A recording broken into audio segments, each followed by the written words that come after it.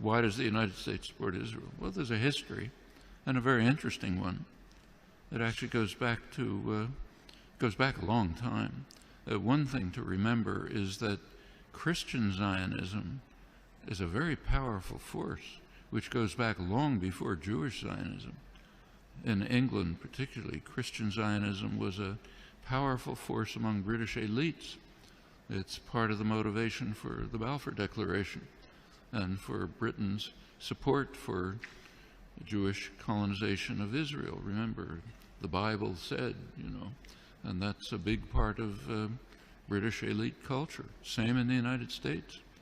Woodrow Wilson was a devout Christian who read the Bible every day. So did Harry Truman. In the Roosevelt administration, one of the leading officials, Harold Ickes, once described the return of the Jews to Palestine as the greatest event in history. It's realizing the lesson of the Bible. These are deeply religious countries in which the biblical commands, so-called, are taken quite literally. Also, this is just part of colonization. This is the last phase of European colonization. And notice that the countries that are most strongly in support of Israel are not just the United States. It's the United States, Australia, and Canada, the offshoots of England, Anglosphere sometimes called, unusual forms of imperialism. These are settler colonial societies, societies in which not like India, not like the British in India, say, societies, South Africa was a little like this, or Algeria under the French, settler colonial societies in which the settlers came in, essentially eliminated the native population, also driven by religious principles, very religious groups driven by Christian Zionism. Those are major cultural factors. There are also significant geostrategic factors. You go back to 1948, there was actually a split between the State Department and the Pentagon in the United States over how to react to the new state of Israel. The State Department was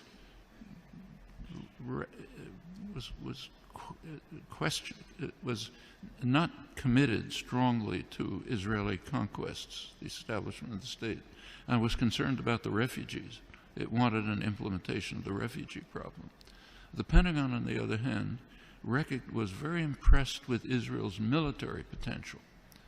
The Israeli military successes, if you look back at the internal record and declassified, the Joint Chiefs of Staff described Israel as the second largest military force in the region after Turkey and a potential base for U.S. power in the region. That continued. Can't run through the whole record, but in 1958, when there was a serious crisis in the region, Israel was the only state that strongly cooperated with Britain and the United States, and it won plenty of support from the governments and the military for that reason.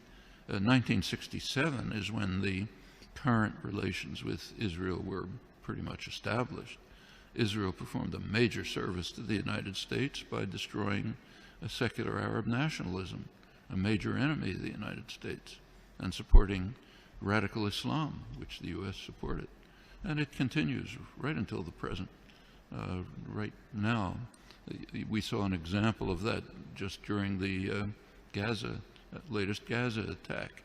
You recall that at one point, Israel began to run out of munitions during the assault, despite the fact that it's armed to the teeth. The United States provided Israel with additional munitions through the Pentagon. And notice where they were taken from. These were U.S. munitions pre-positioned in Israel for eventual use by U.S. forces. One of many signs of how Israel is regarded as essentially a military offshoot of the United States. Very close intelligence relations that go way back, many other connections.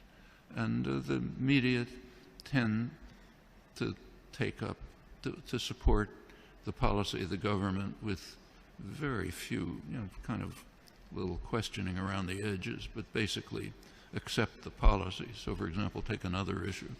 Take the U.S. invasion of Iraq. You cannot find the phrase U.S. invasion of Iraq in the U.S. media, though it was obviously an invasion, a blatant act of aggression, a textbook case of what the Nuremberg trials called the supreme international crime, cannot be mentioned. President Obama is praised as an opponent of the invasion. And what did he say? He said it's a mistake. It's a strategic blunder. We're not going to get away with it. That's the kind of opposition that you heard from the German general staff during Hitler's invasion of Russia. It's a blunder.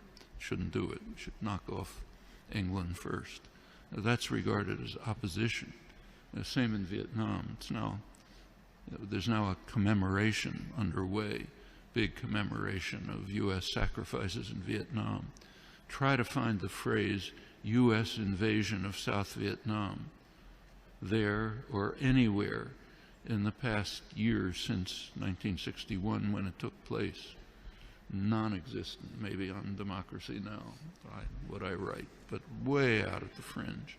And this is not unique to the United States. Take, say, Britain. Right now there's interesting debates in the British literary journals, like the Times Literary Supplement, as to whether Britain should finally begin to recognize the genocidal, the word that's used, genocidal character of British colonization hundreds of years ago. Should Britain begin to face it? You can ask that question in many places. The tendency of the intellectual community to go along like a herd in support of state power, private power, is just overwhelming. Intellectuals like to think of themselves as dissident, critical, courageous, standing up against power. Absolutely untrue. You look at the historical record, that's a small fringe, and they're usually punished.